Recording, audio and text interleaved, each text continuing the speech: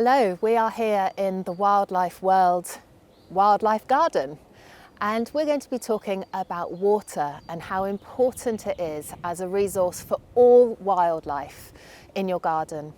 So looking at the pond here, there's lots of things that you can do to make your pond the most suitable it can be for wildlife. Nearly all of the biodiversity of a pond is in that top 10 centimetres of the water column. So having a shallow pond is really fantastic, but also having a mixture of different depths across the pond makes it the most useful for the widest range of species. So you can see from our pond, we've got a variation of different habitats around the edge as well. We've got areas where there's some stones, areas of logs, and then a more open bit where there's shorter grass and a little bit of bark, and having that mixture is really important. You can see we've got a log that acts as a little bridge in and out of the pond, so wildlife can easily move, and that's so important to help animals like hedgehogs getting out so they don't drown, but also it's a little resting spot for lots of invertebrates. So many invertebrates have got an aquatic and a terrestrial part of their life cycle. So having that in between enables them to climb up out of the water and hang on to something as they're perhaps finding time to dry off their wings before they then emerge out of the pond. If in your garden you don't have space for a pond, there is still lots you can do to provide water for wildlife. So as you can see, I'm sat amongst 3 wildlife baths, and the unique feature across all of them is that they have these grooved ridges down into the bottom of the bath, which makes it the most suitable for the widest range of different animals.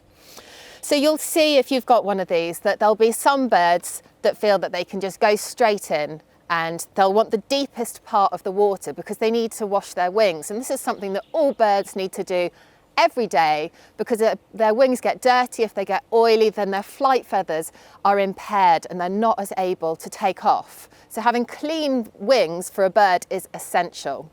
You'll see some of the smaller birds more cautiously stand just on the edge, and then they'll slowly hop their way down to a depth that they feel comfortable. And they'll do this as they're looking around to see if there's any predators there that they would then just take off and find somewhere safe. You'll also see having these shallow sections are perfect for invertebrates. So at the moment we're all thinking about the pollinators coming out and benefiting them in our gardens as well. So having a drinking bath like this enables bees and butterflies to come up, have that essential drink that they need, and then to leave safely. So you can see next to me the bird bath is raised up. So this is the universal bird bath stand. And it's great because if you're wanting to just have a bird table, then you can raise it up.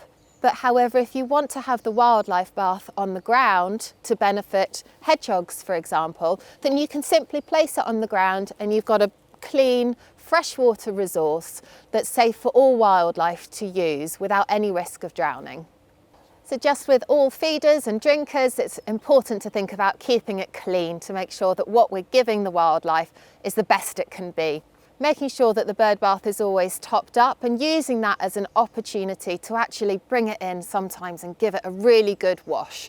So it may just be if it's got lightly fouled that you could just use a cloth and some warm water, but if it's starting to get a little bit more build up of algae, then you may need to use a sensitive ecological washing up liquid, just with some hot water and a scrubbing brush. Just make sure it's scrubbed clean and then put fresh water out for the wildlife to enjoy.